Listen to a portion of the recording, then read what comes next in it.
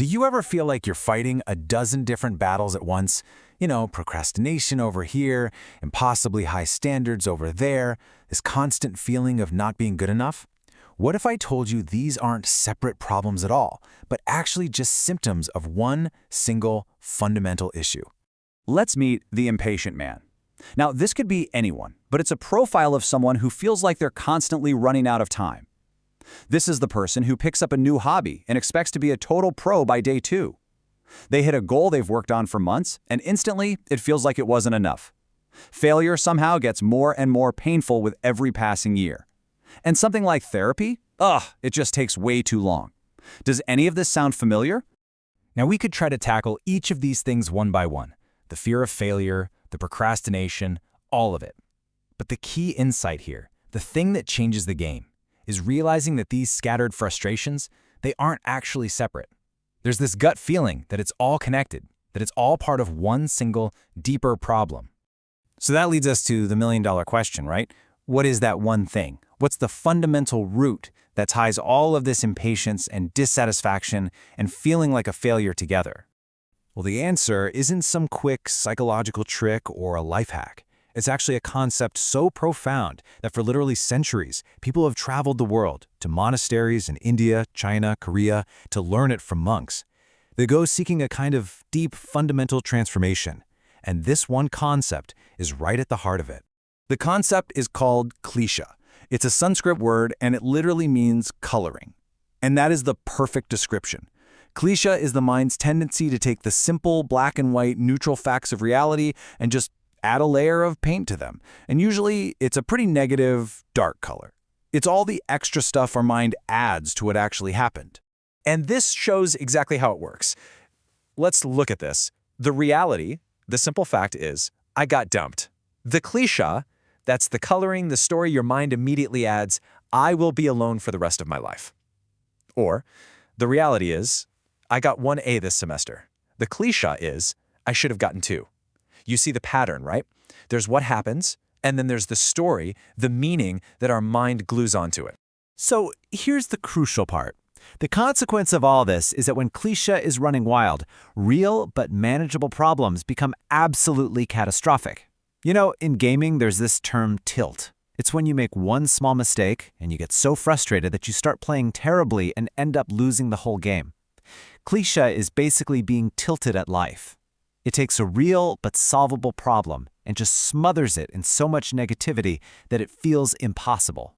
And here's the real danger, the insidious part. When our klesha gets really strong, we completely forget that it's just an interpretation. We start to mistake the coloring for reality itself. That thought, they must not like me, stops being a thought and starts feeling like a hard, undeniable fact. And we get trapped trying to solve problems that aren't even real. Okay, so if this mental coloring, this klesha, is the root of the problem, how in the world do we get rid of it? How do we learn to wipe the pain away and just see the simple, neutral facts of our lives for what they are? Well, the solution is a really powerful two-phase method. First, you have the analytical work. This is where you consciously learn to spot the difference between what actually happened and the story your mind is telling you about it. Then you have the practical work. This is where you actually practice absorbing yourself in reality, which can physically rewire your brain. Let's break that down.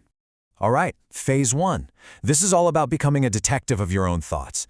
It's the simple, but not always easy process of asking yourself in any given moment, okay, what is the cold, hard fact here? And what is the story, the meaning my mind is layering on top?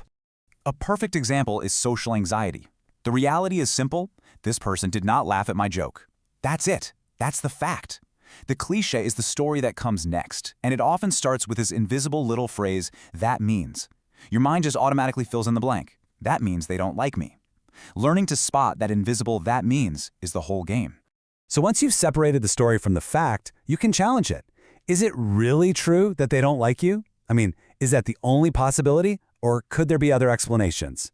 Maybe they were distracted. Maybe they were just looking at their phone. Maybe they have social anxiety too. Or maybe their dog is in the hospital. I mean, who knows? Suddenly, that initial negative story becomes just one possibility among many, and its power just starts to melt away. But just analyzing your thoughts isn't quite enough to make a lasting change. That's where phase 2 comes in.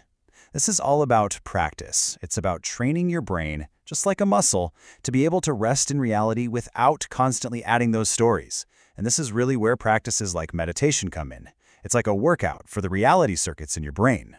And listen, you do not need a remote monastery or some silent retreat to do this. One of the most beautiful and totally accessible meditations for this is the simple act of drinking tea. A tea ceremony doesn't have to be about fancy equipment. It's just about giving your full, undivided attention to a simple, real experience. So here's how you practice. You make some tea, you hold the cup, and you just feel its warmth in your hands. You take a sip and just notice the taste, the temperature. You feel it travel down your throat. And then, inevitably, your mind is going to wander. A thought will just pop up. Is this working? Am I doing it right? And bam!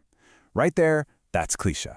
That's the coloring. The practice is just to notice it and then gently, without any judgment, just return your focus to the reality of the tea. Now, this isn't just some mental trick. When you repeatedly bring your attention back to the subtle, physical sensations of the tea over and over again, you are literally strengthening certain neural pathways in your brain. You are rewiring yourself to be more present with what's actually real. And the truly beautiful thing is that this new wiring isn't just confined to tea time. That calm, present moment awareness you're building in that simple practice, it starts to carry forward into every other part of your life. You get better at handling a stressful meeting or a difficult conversation simply by seeing the reality of it without all that extra painful coloring. So let's circle all the way back to our impatient man. How does taming cliché solve his problems? Well, look at this. Therapy takes too long. That's cliché. The reality is simply that therapy has a variable duration. Hitting a goal, that's reality. The immediate thought that it's not enough, that's cliché. Making a mistake is reality. The catastrophic story about being a total failure, pure cliché. Every single one of his problems is just a gap between reality and the story he tells himself about it.